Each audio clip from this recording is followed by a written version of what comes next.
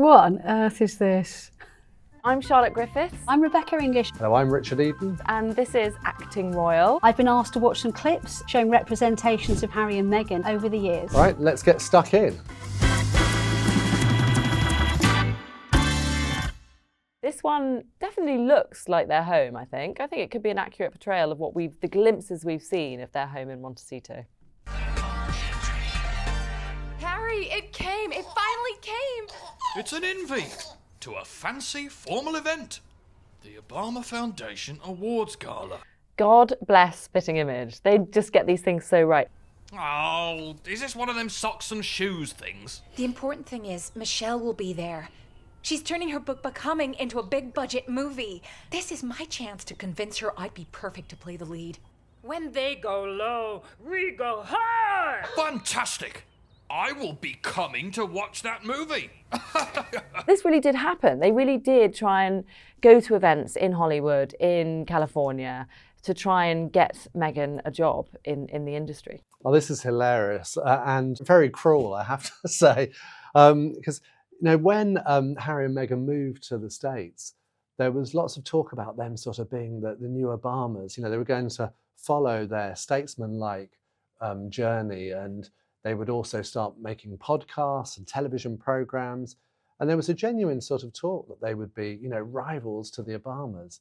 And of course, that's never really worked out. The thing that really made me smile was Harry saying, "Oh my gosh, is this a socks and shoes event?" The Harry that I remember, one of the things I always associated with him is being barefoot. He would always, the minute he could kick his shoes off, he always walked around when we were on, royal tours, if you're somewhere, dusty in the middle of Africa, he'd like to kick his shoes off and walk barefoot. He always made a real thing of it. So this brought back quite a lot of memories from that point of view. And I think it's part his natural character, but also part of this kind of idea that he was shaking off the kind of traditional shackles of royalty and doing things his way. Do you know who'd be great to play Michelle? Meghan Markle. I do love resuscitating has-beens' careers, but I'm not a magician. Yeah, that's exactly what happened. Harry went up to Bob Iger and said, "Meghan would be great in your next film."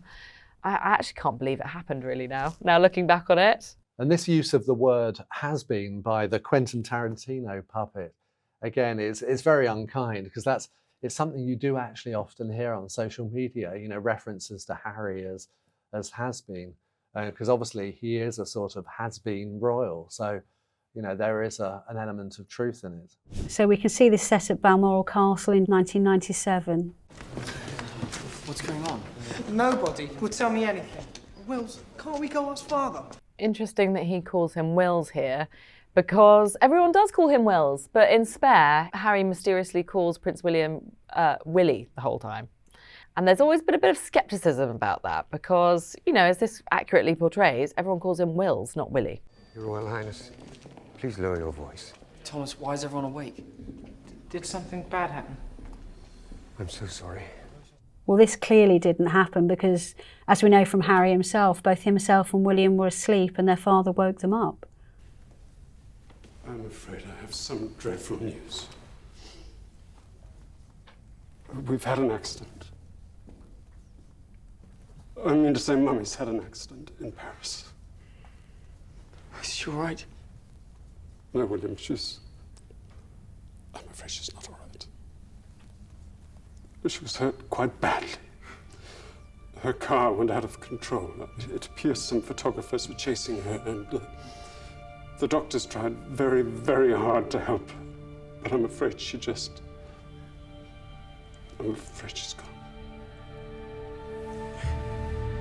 Harry in Spare talked about how his father did impart the news to them personally, but they didn't get any hugs, and that's what they needed as children. In the case of Harry, he just wasn't able to accept that it was true. Then everything carried on as normal, and the family made a decision to continue as if nothing had happened, and they all went to church. The boys, I think, went with them to church, and the vicar didn't even mention Diana's death in his sermon. I mean, it must be, as a programme maker, very difficult to reenact such deeply personal and emotional scenes, such as two young boys being told about the death of their mother. And of course, I think the filmmakers take some liberty with it as well. I mean, there are things that are very basically wrong, such as the idea that, you know, William and Harry were woken up by noise in Balmoral Castle, and, you know, staff had warned them that something was going on. My understanding, and certainly from Harry's own account, is that's not what happened, that they were woken up personally by their father. Some pretty hammy acting. I think what happened in real life was that he sat on the end of their bed and sort of woke them up gently. But in this, they're sort of standing to attention and he's revealing this dramatic information. So we only have Harry's account, so we're not entirely sure whether that's true, but certainly he depicts in Spare the idea that how wrong it was for a child of his age and also of William's age to be told in that way and not be comforted afterwards. I believe that, again, this is one of my favourite depictions of Harry on film ever. Played an important role, a destructive role in my growing up. Unfortunately, stories that I've only shared with one or two people within my inner circle ends up front page of newspaper or any page. Your circle of friends starts to shrink and diminish rather rapidly. Well, this is one of Harry's many court cases, and I think this was one of his cases against the Daily Mirror newspaper, where he'd been pursuing them over illegal methods used in the past. It was a case which he largely won. The trouble is, in the UK, we don't actually allow cameras in our courtrooms, apart from very rare circumstances, which is a judge, for example, delivering a sentencing in a particularly unique case. But obviously it was a huge case at the time, and the television broadcasters had a lot of minutes to fit on the screen. So this is an actor repeating Harry's words and to get a sense of what it was like when he was giving testimony in court. I think that's a good portrayal of how Harry sees the world. And it must be hard for Harry that he tells one or two people stories about what's going on in his life, and they did often end up in newspapers. And the reason for that is because, you know, not all his friends were as secretive as he believed. And as he says here, his circle shrunk because of that. But it's always been something Harry's struggled to realise, which is that journalists have real sources, and often we hear things because his friends have told people who have told us. It's one of these things that caused great amusement in the UK at the time and became almost kind of cult viewing because it seemed so farcical. I think this actor, frankly, was more impressive than Harry himself. I think the way he speaks and carries himself, and I'm sure his testimony is much more convincing than Harry's actually was in court. I mean, as well as not being the best lookalike, his voice wasn't particularly great either. It was just basically someone trying to put on the poshest accent that they thought possible, which the funny thing is actually when you meet Harry and William also in particular, they don't sound quite as posh as you would think they would. And I think that's because they try to be a bit more men of the people. The thing is about Harry is he's very litigious, isn't he? Especially in later years since he's met Meghan, he has started to complain. And previously when he's part of the royal family, they said never complain, never explain. And so this was his moment to really explain how he felt when these stories were coming out and how unfair he thought it was. The one thing I've noticed about Harry in recent years is he has become a lot more theatrical in the way he talks. And I do think that's down to Meghan's influence and this new life they've got in the media spotlight and with their production company in California.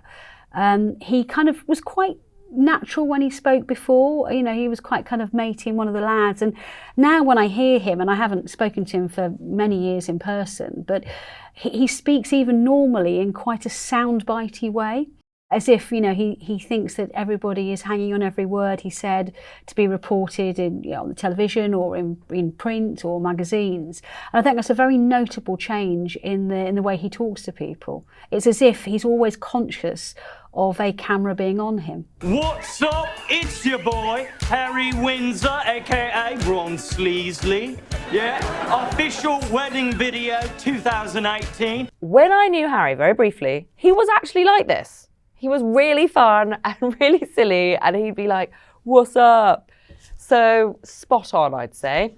It's 2 a.m, royal reception still going strong. Meghan's out in the hallway, trying to stop some of her white relatives from getting in because they're mental. What on earth is this? I almost had an Australian twang to the way he spoke, I thought, in that. I mean, this clip depicts what we all would have loved to have seen in person and no one ever had a chance to, which is what it was like inside the wedding of Harry and Meghan. Harry's quite funny, actually. It is that sort of laid back, particularly when he's trying to give a sort of relaxed, light entertainment feel, like we saw him with James Corden. I think he's really got that down to a T. There he is, my dad, Prince Charles himself. So, Paul, you proud of your youngest son? Yes. Anything else you like to say? No. Okay then, all right. That's about right. I mean, he's asking for some proud words from his dad, but his dad can only give yes or no answers. That's quite classic British monarchy, isn't it? Just sort of very buttoned up and not really able to say anything too much. The king, again, not sure about the accent. But I think the whole scenario is very amusing, and I would love to have been a fly on the wall at that late reception at Frogmore House. But the one thing that did ring true is the Harry character wearing actually a very lifelike uniform, I have to say, trying to get his father, Prince Charles, to say something on camera. And again, I'm not sure that's something he would have ever felt comfortable in doing. I think that's a great clip. I love it. Yeah, Mega, this joyriding's brilliant. Go faster, Muriel. I'm exceeding the speed limit as it is. Gosh, this takes me back a bit. Spitting image was very cruel. You sucker, bend him off. Yeah, grass is up to the coppers and you're cogging it. And besides, you're the one who nicked the motor in the first place. Indeed, sire, but I distinctly remember your highness ordering me to... Oh, shut up, wimpy. Harry's portrayed here a bit like a sort of Prince Andrew type, sort of shut up, you wimp, you know, being very disparaging towards the royal staff, which well, turned out to be true, didn't it? Because there were a lot of complaints against how he treated staff by the end of Megxit. Oh, but no, Crash is All is right, a bit you stupid tasteless, little hooligans. What have you got to say for yourselves? It's not our fault. We come from a broken home. Oh, sorry, your highnesses. I didn't recognise you. Well, this is a very old clip from Spitting Image. Was a satirical puppet show, which was quite revolutionary in the UK and I think spread throughout the world, and was sharp and more than occasionally very cruel at the time. And I think what is obviously it's the height of the breakdown of Prince Charles and Princess Diana's relationship, and again, you know, portrays Diana as the kind of the cool mom compared to the Prince of Wales, who had no idea even where his children were. In actual fact, they had ordered a member of staff to take them out joyriding. And at the end, again, quite funny, and this does tie in with what some of the police protection officers said from the time, is that when they got caught out after crashing into the gates at Buckingham Palace, they were like, oh no, you can't blame us, we're just poor little princes from a broken home. Very funny, very smart, pretty cruel, but according to people around at the time, quite spot on too. It's a bit awkward though now, because it's, you know, about a car crash. That's, you know, not in the best taste with hindsight, but obviously at the time they weren't to know. But I think it's generally the way that William and Harry were portrayed at the time as sort of naughty boys. It's light-hearted, it's good fun. This is really clever. It's picked up on something which, you know, is now we're quite used to, but back then nobody ever talked about, which is that the royals would get up to no good, do whatever they want, and then when they got caught, play the victim. Oh, we're just poor royals, it's so unfair, we're not used to it. So clever Spitting Image. I think that's brilliant, very perceptive. The Windsors is, of course, the greatest royal spoof programme, and I've been addicted to it for years. It's brilliant. Papa! I was just passing. Oh my gosh, I love the Windsors. Oh, wow. I love this series, and I'm getting really good at staying inside the lines.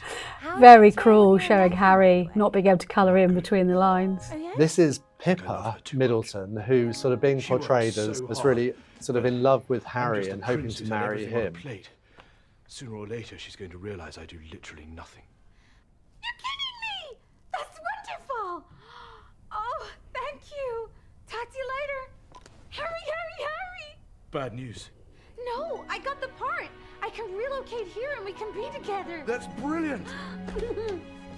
Knock, knock. Oh, the Pippa Middleton character. Came to return Harry's key. Did I hear celebrating? Yeah, Meghan got that part in Hollyoaks. Well done. That's wonderful. Good job you made that call, Harry. Oops. What call? If I said something wrong. What's going on? Fictional, but Well, very, I may very have called the funny. producer and might have offered him a knighthood to give you that part. This is very funny because she's saying, oops, it's only because of Prince Harry that you got that part in Hollyoaks. And although Meghan was never in Hollyoaks, we do know that she got that Netflix deal because she married Harry. And there's no two ways about it. She would never have got a multi-million-dollar Netflix deal had she not met Harry and become a sort of princess, as she liked to style herself at the time. Don't just take my word for it. This has royal approval.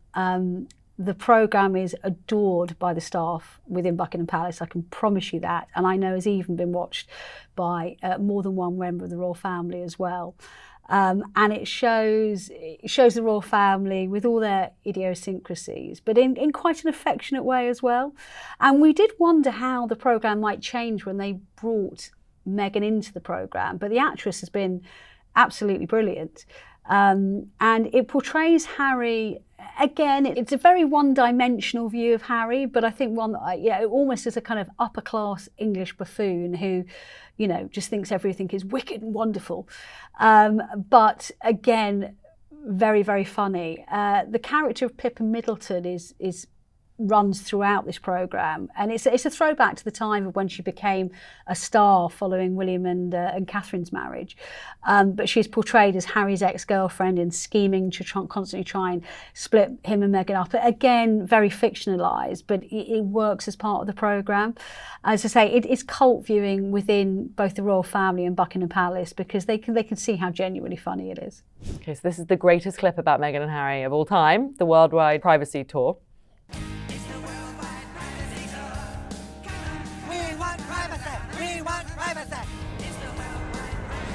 I remember when this came out, it just really summed up what everyone was thinking about Meghan and Harry, but weren't yet particularly saying so much, which is the hypocrisy of Megxit and leaving the royal family and wanting to live this sheltered life, which I actually believe Harry really did want to do. And I know for a fact that Harry wants to go and live in Africa for years. That was his real dream, where he could be pretty incognito. But somehow he got caught up in this move to California in the pursuit of privacy, and he never got it. And in fact, he engaged in non-stop sort of press tours and interviews. The South Park Worldwide Privacy Tour episode was actually, I would say, a seminal piece of royal reporting in a way, and it summed up in one kind of devastatingly brilliant episode how much their lives had changed, how much Harry and Meghan had fallen in public opinion, and how raucous Harry's life had become since leaving the royal family in search of making a quick buck. And I would argue that it did more to seal their reputation with the general public than any piece of journalism that we've seen in the last few years. I think it was the first time really that there'd been that sort of satire of Harry and Meghan in the States. And generally they'd had a very good reception, but this seemed to sort of indicate that things were turning against them.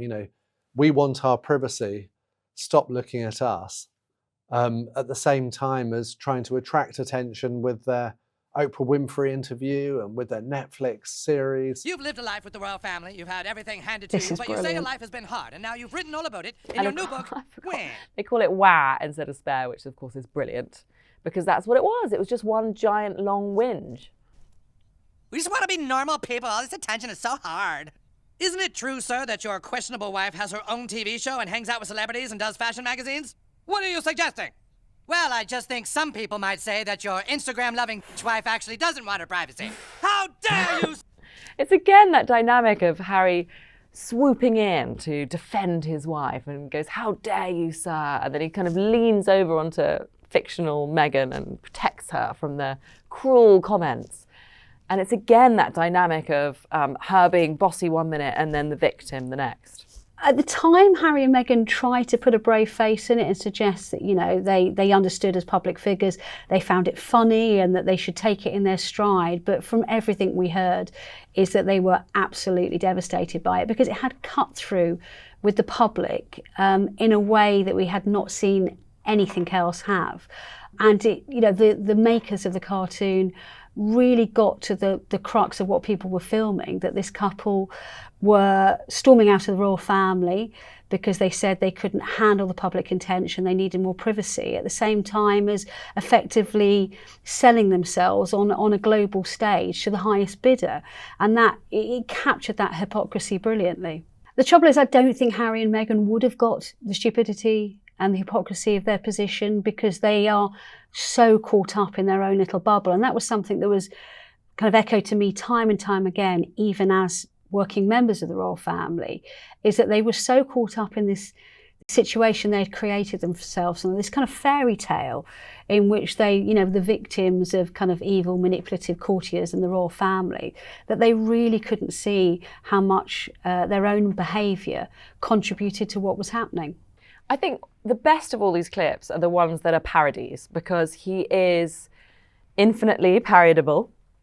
And he's the gift that keeps on giving to these comedy writers, whether it's Spitting Image or South Park.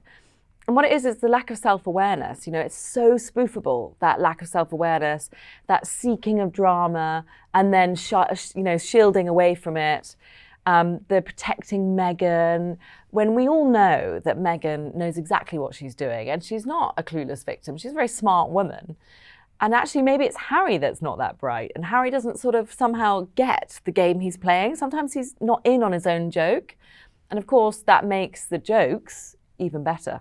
Well, there's something that's really struck me watching these clips is Harry's gone from being that sort of very vulnerable boy who's, you know, been through that trauma of his mother's death and was treated very sympathetically in dramatic portrayals, to a figure of fun. You know, even in America, his adopted home, he's been someone who is, let's be frank about this, being laughed at on television programs.